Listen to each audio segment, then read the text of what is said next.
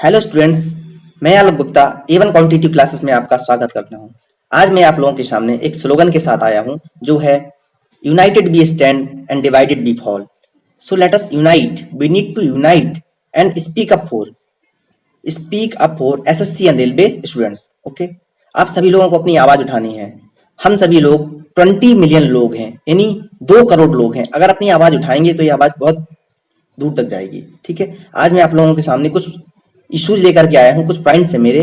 ठीक है, तो पहला पॉइंट क्या है, एसएससी सीजीएल 2018 और एमटीएस का रिजल्ट अभी तक नहीं आया है। ठीक है, दूसरा पॉइंट क्या है, दूसरा पॉइंट है railway NTPC exam dates. 18 months हो गए हम लोगों को अप्लाई किए हुए और अभी एग्जाम डेट्स अनाउंस नहीं हुए हैं। ठीक है, और अभी सरकार है या जो एग्जाम कंडक्टिंग बॉडी है जो क्या कर रही है, जेई और नीट की एग्जाम्स कराने जा रही है। तो कम से कम हमारी एग्जाम्स की डेट्स ही बता दे कि हमारी एग्जाम्स डेट्स कब हैं, एनटीपीसी का एग्जाम्स कब होगा। हमारा इतना तो हक ही बनता है कि कम से कम अपने एग्जाम डेट्स जान सकें। तीसरा पॉइंट क्या है, waiting list for all exams. ठीक है, सभी एग्जाम्स के लिए वेटिंग लिस्ट की मांग की जा रही है। वेटिंग लिस्ट का मतलब है कि अगर एक स्टूडेंट किसी कारणवश अपनी जॉब छोड़ देता है या नहीं ज्वाइन करता है तो उस केस में दूसरे स्टूडेंट को जो वेटिंग लिस्ट में आएगा उसको वो जॉब दे दी जाएगी। चौथा पॉइंट क्या है मेरा, exam process overhaul. Exam process overhaul का मतलब क्या है, हमारे देश में एक संस्था है आईबीपीएस जो अपने सारी चीजें 8 से 9 मंथ्स में कंडक्ट करा लेती है। 8 से 9 मंथ्स में वो अपने एग्जाम का नोटिफिकेशन निकाल लेती है, एग्जाम्स ले लेती है, रिजल्ट ले देती है और इंटरव्यू ले लेती है, फाइनली ज्वाइनिंग भी दे देती है हमारी बॉडी 9 मंथ्स के अंदर। और कुछ बॉडीज ऐसी हैं जैसे एसएससी की बॉडी हो गई और आरआरबी यानी रेलवे की बॉडी हो गई जो अपने एग्जाम्स कराने में कम से कम 2 से 3 साल ले लेती हैं। अगर एग्जाम्स ले भी लिया तो उनका रिजल्ट टाइम पे नहीं आता है, अगर रिजल्ट टाइम पे आ गया तो ज्वाइनिंग टाइम पे नहीं होती है, जिससे पूरा प्रोसेस स्लो हो जाता है। ठीक है, और कम से कम 2-3 साल लग जाते हैं एक प्रोसेस में।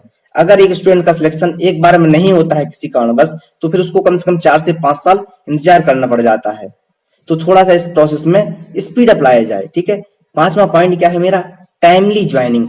टाइमली ज्वाइनिंग का से मतलब क्या है कि एसएससी सीजीएल 2017 का एग्जाम रिजल्ट आ चुका है लेकिन अभी तक 2020 आ गया है और 2017 वालों की ज्वाइनिंग अभी तक नहीं दी गई है। तो कम से कम 3 साल से वो लोग इंतजार कर रहे हैं और अभी पता भी नहीं है कि कब तक उनकी ज्वाइनिंग दी जाए।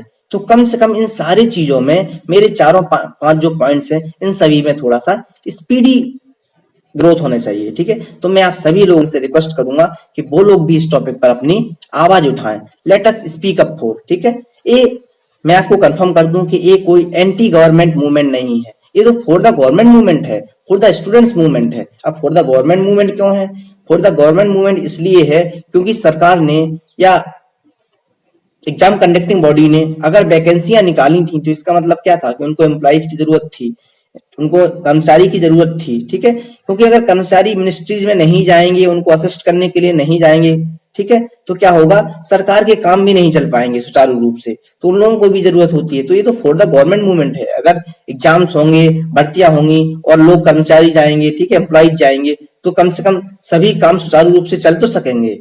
इसलिए आप सभी लोग अपनी आवाज उठाइए, आप सभी लोग इस टॉपिक पर अपनी आवाज को आगे लाइए। इसके लिए आप क्या कर सकते हैं, आप लोग एक हैशटैग यूज करिए जो है speak up for SSC and railway students.